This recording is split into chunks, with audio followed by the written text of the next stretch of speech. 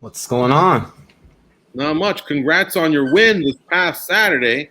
You made it very clear your middleweight career's over. Yeah. I'm done with that. All right. Well, why did the fight even happen then at middleweight? Because you were doing so good as a welterweight, and I've been championing you to be next for Douglas Lima. But as part of the new Bellator rankings panel, I didn't see you available to be ranked. Then you took the middleweight fight, and so now maybe you can answer some of these questions. Oh, you can't see. It's the light. I got George Garcia on here. This list I got, man. Full panel as it follows. Jeff Kane, Brian Campbell, Rodrigo Del Campo, Rob DeMille. I got them all, and I got you. I was like, whoa, really? Well, you're not available to be ranked at welterweight. Okay, but why?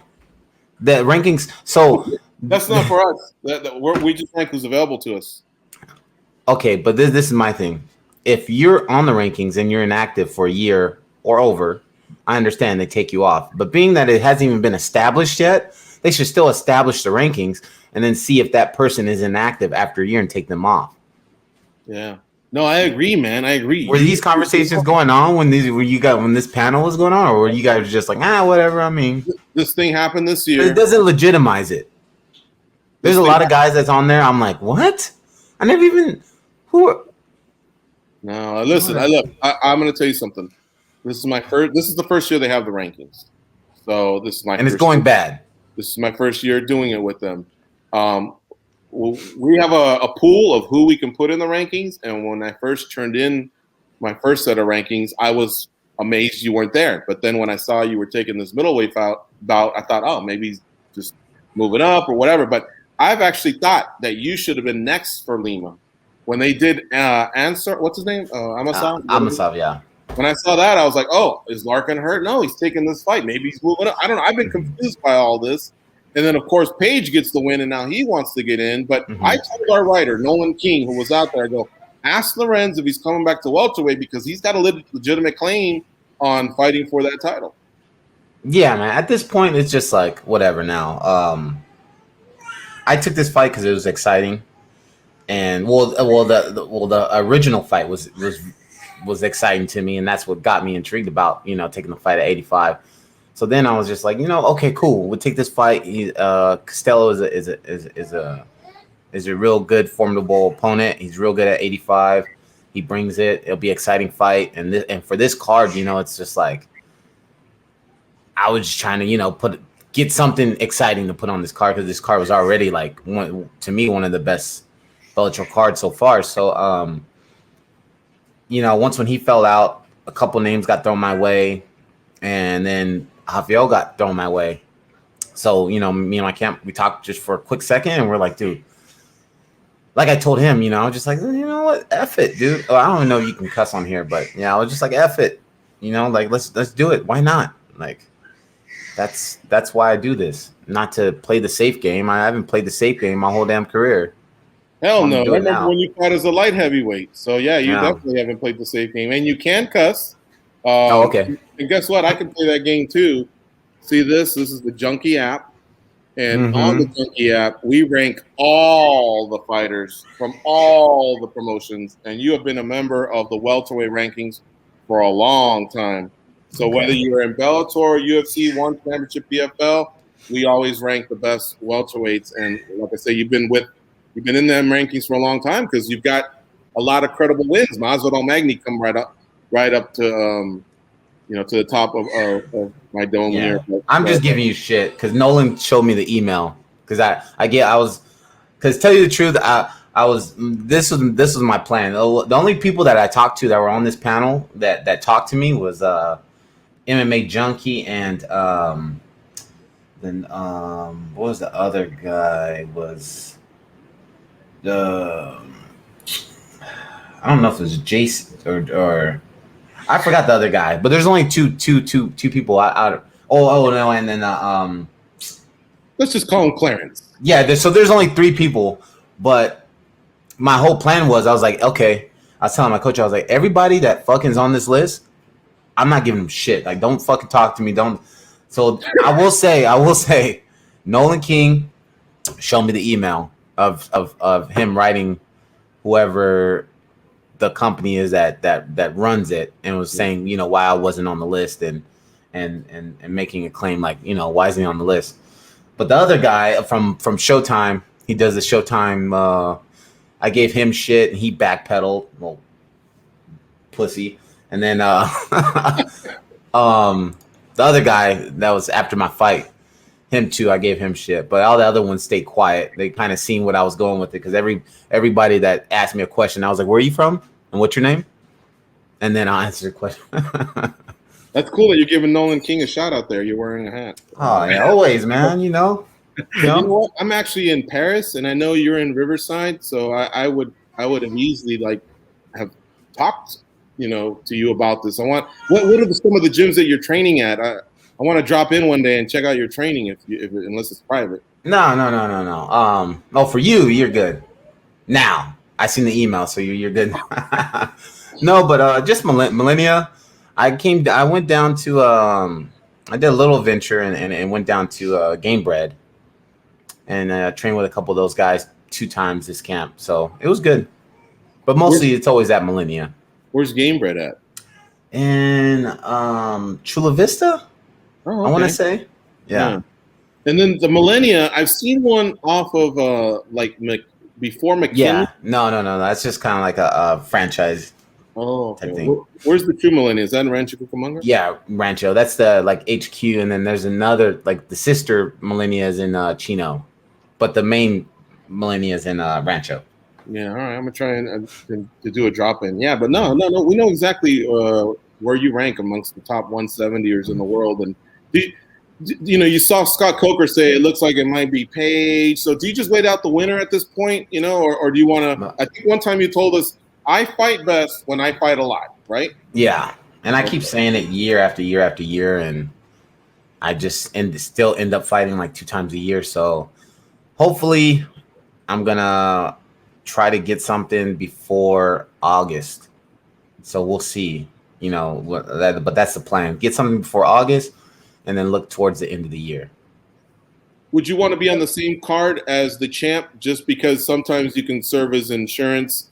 But you're on the same timeline, and then it's no longer this whole, like, you know, I don't know. I feel like there's always a bigger spotlight on a division when all the fighters that are big names can fight on the same fight card. I'll give you an example. You got Pettis defeating Archuleta. So obviously the UFC has the option of doing, running it back with Archuleta, but then you got Mix. You got you got Mix, you got Stocks, you know, same division. So you want to comment on that, on your friend there? Or? That's my girl's sister. Okay. So if anybody's like, that's not his girl, he got caught. That's my girl's sister. Okay. No, you know, I don't know, man. It really, at this point, it doesn't matter. It just keep me active at this point. I tried to leave it up to rankings, but they failed me. So now it's just time to fight and just keep fighting. And now that's my main goal. Just stay active. We were listening that day, and it made so much sense. You said, when I look back on my career, I noticed that when I was fighting my best, because girls usually ask these questions like, when do you feel like you were the best, Lorenz Larkin? And I remember you saying it was when I was fighting frequently. And ever since that, I've kept that with me. Mm-hmm. And that's why I think fighting frequently is good, especially if you can do it in spells. I mean, obviously there's times when you have to rest a little bit, and that's why I'm also I'm a believer in ring rust. I know there's some fighters that say it don't exist, but I think it has to exist a little bit. Yeah, for sure it exists. It's just running through the whole motion. Like, I hate when some fighters be lying out their ass just trying to look cool and all this other shit. It's just like, we get butterflies. You still get butterflies. You still get nervous. You know, the ring rust is a true thing. You know what I mean? It's just the only thing that's different with guys that perform at the top level is you still get butterflies and you still get nervous, but you've done it so many times that it becomes a natural feeling, and you're just like, okay, like, I only get this feeling when this time happens. So you deal with it better, other than like when they say somebody's first fight in the big show, and then they get those jitters. They don't know how to deal with it. So they overcompensate. They come out really hard and then maybe, lose a lot of steam towards the end. So when fighters say that shit, I hate it, man. I'm just like, stop trying to be cool. Like, everybody gets butterflies and everybody gets nervous. It's just the top guys and the guys who come in our game just deal with it better. They know how to deal with it. They know how to. It's just a more natural thing that they know how to deal with. I'm glad you said that, man. Who am I to say that to you guys? But I've just always thought, isn't it human nature if you haven't done something for a while, it takes you a little bit to get right back into it, right? Yeah, it's just everything. You just. I mean, I had about 15 months, so it's yeah. As the motions come, everything starts coming back to you. You know what I mean? But yeah, it's a true thing. Yeah. In those 15 months, were you able to solve time travel? Was that the flux capacitor over there behind you? What the hell is that thing? Oh, that's not my PC. That's your PC? Yeah. Damn. Holy crap. He ain't messing around. I don't know if you can see. There you go. Look at that. What in the world is... I gotta play my games, man. Damn. Well, hey, I was gonna ask. I heard you talk a little bit about middleweight and just the things that were just different and hitting him with everything you got and him still coming forward. But was there any kind of scenario where if things went exactly the way you wanted, everything played out perfectly, would you have even contemplated? Like, was that decision already made before the fight that middleweight would never ever be an option ever again? No. Even if I came through and plowed to that guy, it would have just been. I probably would have been like, to the D ranking fucker. But no, other than that, no, it was just my thing is, man, is I'm coming to the end of my career, and it's like, I always just want to look back and be happy with the things I've done, not what I've been steered to do, and things that I've wanted to do and test myself and make exciting things happen. So, this is just a fight that was just like, why not? Like it's to me, it's fun when guys, go up and make a fight happen. You know what I mean? It's a lot of guys play shit safe, and it's cool. Like, don't get me wrong, like, that's your career, cool, play it. But I don't want to do that shit. Like, I don't want to do that shit. If a fun fight's and it makes sense, then I'm more than likely going to be like, all right, let's do it. The taking chances in life and all that, has that been something that you've just kind of always done, even outside of mixed martial arts, has just kind of been that guy that's not afraid to take a risk in life? Oh, yeah, for sure. Other than food, I'm really picky with food. So if I haven't tried it yet, I'm not trying that shit. Or I'm not doing nothing stupid like skydiving. But other things, yeah, I try not to have, like, no regrets. So, anything that I want to do, I'm 9 out of 10 times I'm going to do. Last question from me, and I'm hoping you're going to back me up on this. You remember on that Air Force base when we were looking at that plane, do you remember how cold it was? And was that not, at least in your top 5 ever, the coldest you've ever been? Do you remember? Because here's what I remember about you.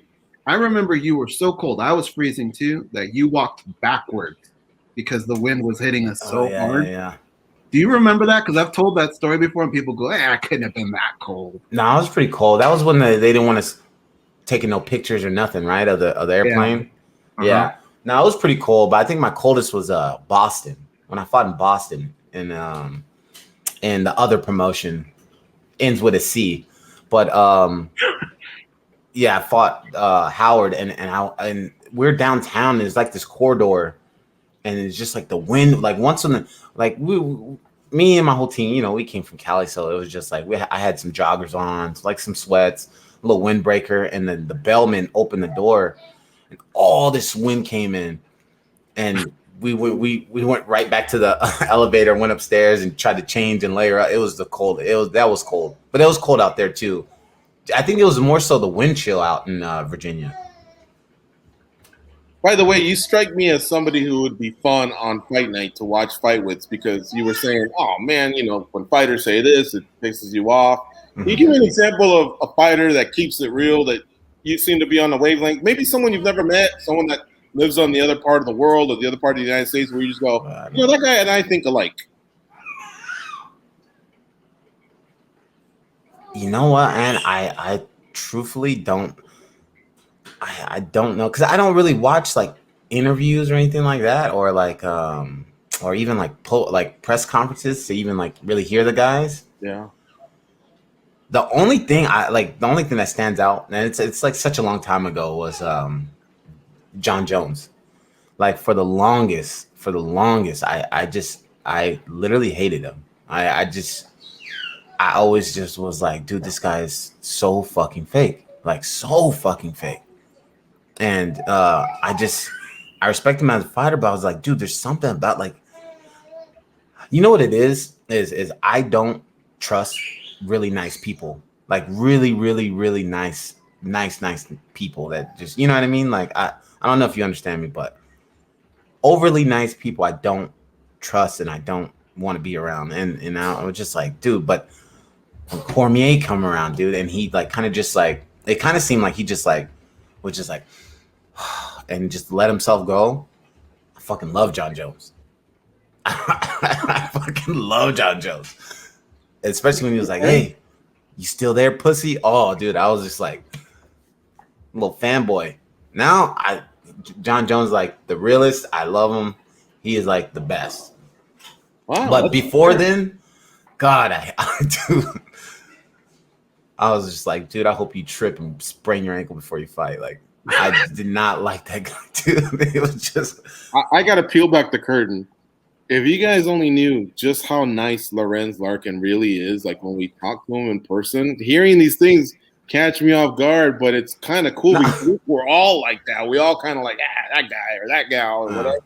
We're all like that, but Lorenz usually just stays to himself. So that was an interesting story because I asked you someone that you liked, and then all of a sudden you were like, this is someone I hate. I'm like, oh, this is going in the wrong direction.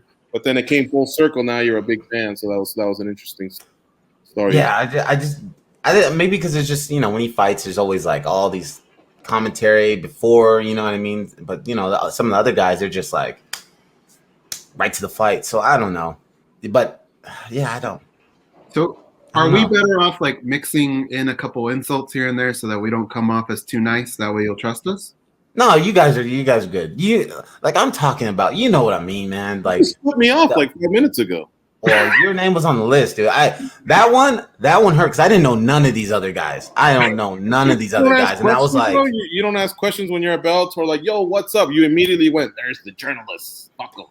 Like, I mean, no, because I really, what Nolan was talking about is the service that's the outfit. Yeah. That I think are called Combat Rankings. I should give them a plug. That do this. I think they have a really interesting platform and module, and I've had conversations with the owner. I actually know Chris because I'm a longtime UG member, and he is part of the UG. But I think more the problem is that Bellator doesn't make the fighter available to be ranked. He's only doing his job by providing the list he was given, but I think it's on Bellator to provide the names on who can be ranked and who can't.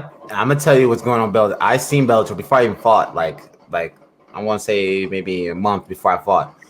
And I was like, what the fuck is going on? Like, what is this? And he was like, it is all on the list of people. We got nothing to do with it. Nothing to do with it. And I was like, okay. So they put it all on that panel. Was that Coker or who was this that did that? That was Choi. Oh, he's gone. Okay.